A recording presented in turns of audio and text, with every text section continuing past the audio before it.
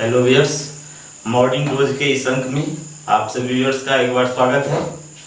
आज मॉर्निंग रोज के इस अंक में फिर से 10 प्रश्नों के साथ आपके सामने उपस्थित हैं।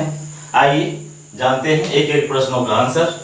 पहला प्रश्न जो आज समेटा गया है वो है, हर्षचरित के लेखक कौन थे? ये बहुत ही इतिहास में प्रसिद्ध पुस्तक है हर्षचरित, जिसके रचनाकार थे बाण भट्ट। यह हर्षवर्धन जो पुष्यभूति या वर्धन वंश के बहुत महत्वपूर्ण प्रतापी शासक थे, उनके जीवन पर, उनके चरित्र पर आधारित बाण भट्ट की रचना 8 खंडों में विभाजित है, जिसके प्रथम 2 खंड ये बाण भट्ट ने इस 2 खंडों में खुद अपनी जीवनी के बारे में लिखा है, और बाकी के जो 6 खंड हैं वो हर्षवर्धन के जीवन चरित्र के बारे में चर्चा किया है।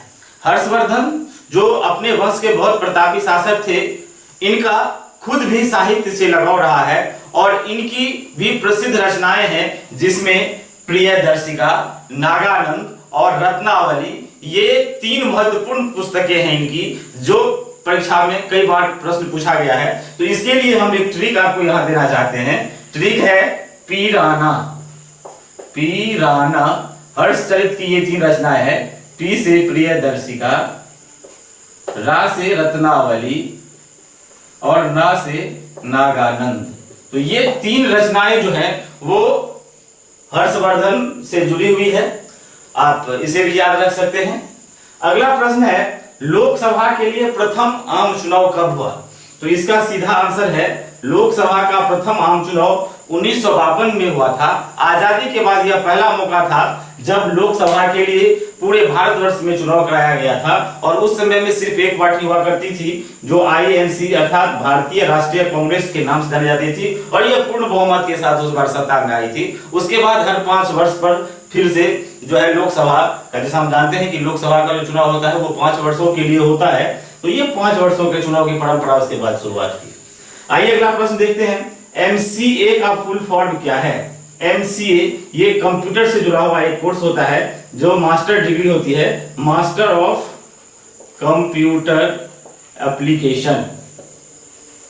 ये MCA का फुल फॉर्म होता है। इससे नीचे का कोर्स इसमें BCA कहलाता है, बैचलर ऑफ कंप्यूटर एप्लीकेशन, और ये उसके बाद का कोर्स है, मास्टर डिग्री है कंप्यूटर साइंस से, तो आप इसे MCA कह सकते हैं। अगला प्रश्न आइए, ये बहुत ही धर्म से जुड़ा हुआ महत्वपूर्ण प्रश्न है। यह है, पारसियों के नव वर्ष को क्या कहा जाता है?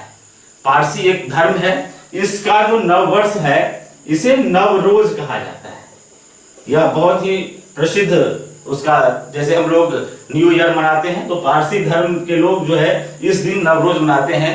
इसकी शुरुआत जो है वो शाह जमशेद जी के द्वारा की गई थी, और ये विश्व के अलग अलग देशों में तो अलग अलग समय मनाया जाता है, लेकिन भारत में ये लगभग हर वर्ष अगस्त के महीने में, कभी कभी डेट डिफरेंस आ जाता है, लेकिन अगस्त के महीने में ये लगभग आती है। और इस दिन पारसी धर्म के जो लोग होते हैं वो अपने धर्म के प्रसिद्ध अग्नि मंदिर में जाकर अपना पूजा अर्चना जो है वो जिस प्रकार से इसके धर्म में मनाया जाता है वो करते हैं। और इसके मनाने का जो एक महत्वपूर्ण ये है कि ये साल भर, जो बीते के पीछे के साल 1 साल होते हैं, उन साल भर के दौरान जो उपलब्धियां होती है उसके बारे में ये गले मिलकर एक दूसरे को उसका मुबारकबाद देते हैं। इनके धर्म के अनुसार जो 365 दिन होता है, ये 360 दिन तो ये विभिन्न कार्यों के लिए लगाते हैं, ये 5 दिन अपना सुरक्षित रखते हैं, ये विभिन्न सांस्कृतिक गतिविधियों, इस तरह की गाथाओं के लिए। तो इनका जो है मुख्य रूप से ये 360 दिन को और 5 दिन को बांट करके 365 दिन का ये त्योहार ये मनाते हैं। अगला प्रश्न ये है, भूदान आंदोलन किसने प्रारंभ किया? भूदान आंदोलन एक बहुत ही महत्वपूर्ण ये आंदोलन किया गया था प्राचीन, ये जो हम लोगों का जो आधुनिक भारत से संबंधित है, इसके जो आंदोलनकर्ता थे वो थे आचार्य विनोबा भावे। इन्होंने 1951 ईस्वी में इस आंदोलन की शुरुआत की थी, और इस आंदोलन का जो मुख्य उद्देश्य था वो ये था कि जो भूमिहीन लोग हैं या समाज में जो कृषक हैं, जो वंचित हैं कुछ चीजों से, उनको समाज की मुख्य धाराओं के साथ जोड़ना और समाज में उन्हें भी बराबर का अधिकार देना। इसलिए उस समय जो जमींदार लोग हुआ करते थे जो भारत के बड़े बड़े जमींदार थे, भूस्वामी थे, उनके पास जाकर याचना करते थे और उनसे उनके जमीन का जो 1/6 हिस्सा था वो उनसे दान के स्वरूप में मांगते थे और उन जमीनों को फिर से वो क्या करते थे, वो जो भूमिहीन लोग थे उनके बीच बांटते थे। तो ये बड़ा सा जो है ये एक समाज सुधार के रूप में इनका काम, विनोबा भावे का काम जो है वो सामने आया। इसके माध्यम से वो एक सर्वोदय समाज की कल्पना किए और बाद में स्वामी दयानंद सरस्वती सहित अन्य लोग भी इनके साथ आए। तो ये आज के हम मध्यकाल में पहुंच गए हैं। आज इस प्रश्न के बाद हम एक छोटा सा प्रश्न आपको फिर देने के लिए जा रहे हैं, जिसका आप आंसर अपने रिसर्च के माध्यम से या जिस भी किसी प्रकार से आप हम तक पहुंचाने का प्रयास करेंगे अपने कमेंट्स के माध्यम से। तो आज जाने कि आज का प्रश्न क्या है। आज का प्रश्न है कि SBI का पंच लाइन अर्थात जो SBI का विज्ञापन पंक्ति है वो क्या है, SBI का विज्ञापन पंक्ति क्या है, आप इसे रिसर्च कर क्वेश्चन के माध्यम से हम तक पहुंचाने का प्रयास करेंगे। और आइए चलते हैं अगले प्रश्न की ओर और देखते हैं अगला प्रश्न क्या है। अगला प्रश्न है सूर्य की किरणों में कितने रंग होते हैं। तो हम सभी लोग जानते हैं कि सूर्य की किरणों में 7 रंग होते हैं और इस रंगों को जानने के लिए हम लोग जो इंद्रधनुष में रंग देखते हैं और उसको हम ग्रीव्स या बैनी आह पीनाला के नाम से जानते हैं, भीव के नाम से जानते हैं। ये इसके माध्यम से भी हम देख सकते हैं बैगनी, नीला, आसमानी, हरा, पीला, नीला, नारंगी और लाल, बैगनी आह पीनाला। भीव में violet, indigo, blue, green, yellow, orange and red. तो ये 7 रंग जो है सूर्य की किरणों में ये आते हैं, अब हम लोग ये सभी लगभग जानते हैं। अगला प्रश्न आइए देखते हैं कि प्रसिद्ध पुष्कर मेला कहाँ लगता है। आइए ये बहुत इंपॉर्टेंट प्रश्न है ये कला संस्कृति से। ये पुष्कर मेला जो है ये राजस्थान का प्रसिद्ध मेला है जो अजमेर से लगभग 9 किलोमीटर दूर एक स्थल है, पुष्कर नाम का जगह है। ये इसके पीछे एक गाथा है, कहानी है कि वज्रनाभ नाम का, नाम देख लीजिए, वज्रनाभ नाम का एक राक्षस हुआ करता था और वो राक्षस जो उस आसपास के बच्चे होते थे उनको पकड़कर खा जाते थे और ये बड़ा आतंक फैला हुआ था। तो इससे रक्षा करने के लिए देवताओं में ब्रह्मा जी को तैयार किया गया था और ब्रह्मा जी इसके निराकरण के लिए अपने पुष्प अर्थात कमल के माध्यम से वज्रनाभ की हत्या करते हैं और हत्या करने के बाद जो वो कमल पुष्प उस पर छोड़ते हैं वो एक जगह पर गिरता है और जिस जगह पर गिरता है वहां एक सरोवर बनता है, उस सरोवर का नाम पुष्कर सरोवर होता है और वो सरोवर बाद में काफी प्रसिद्ध हो जाता है, जहां मेला के रूप में आयोजन किया जाता है। वर्तमान समय में यह मेला काफी प्रसिद्ध हो गया है राजस्थान का। और यहाँ की जो अभी वर्तमान में विशेषता है, यहाँ ऊंट का जो नृत्य होता है और ऊंट का यहाँ बिजनेस व्यापार होता है, बेचा जाता है। इस मेला को बिहार के सोनपुर मेला से भी जोड़कर देखा जाता है।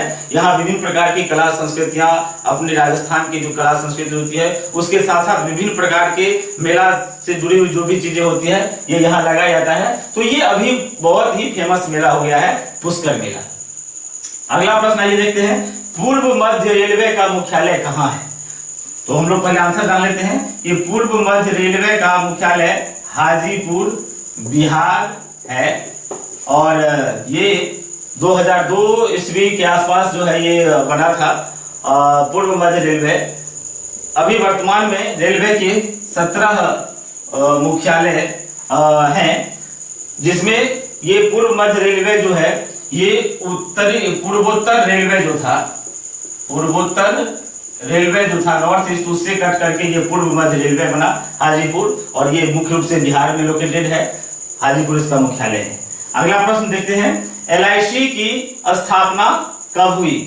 LIC की स्थापना 1 सितंबर 1956 ईस्वी को हुई और यह भारत की बीमा कंपनी की सबसे अग्रणी संस्था है।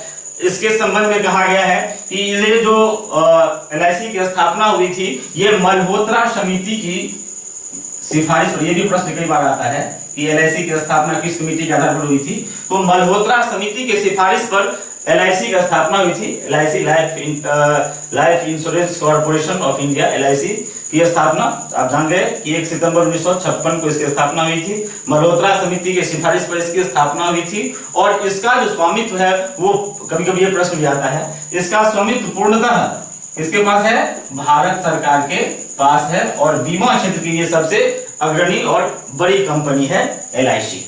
अगला प्रश्न है, ये व्याकरण से संबंधित है, आकाश का पर्यायवाची क्या है? तो आकाश के बहुत सारे पर्यायवाची है, जिसके लिए मैं आपको एक सूत्र दे रहा हूं। फिलहाल आप आकाश का कोई भी दे सकते हैं, नभ, व्योम, गगन, अंतरिक्ष इत्यादि बहुत सारे हैं। तो आकाश का पर्यायवाची के लिए आप याद रख सकते हैं, आकाश अनंत तारापथ अंबर, आकाश अनंत तारापथ अंबर, व्योम गगन अंतरिक्ष नभ पुष्कर। एक बार फिर से सुन लीजिए इसे, आकाश अनंत तारापथ अंबर, व्योम गगन अंतरिक्ष नभ पुष्कर। तो आज के प्रश्नों में इन्हीं के साथ आपसे इजाजत लेते हैं और आपसे रिक्वेस्ट करते हैं कि आपको अगर ये मेरा वीडियो पसंद आ रहा है तो आप अपने सर्कल में इसे फैलाने का प्रयास करेंगे और कमेंट्स, लाइक, शेयर के माध्यम से हम तक पहुंचने का प्रयास करेंगे। धन्यवाद।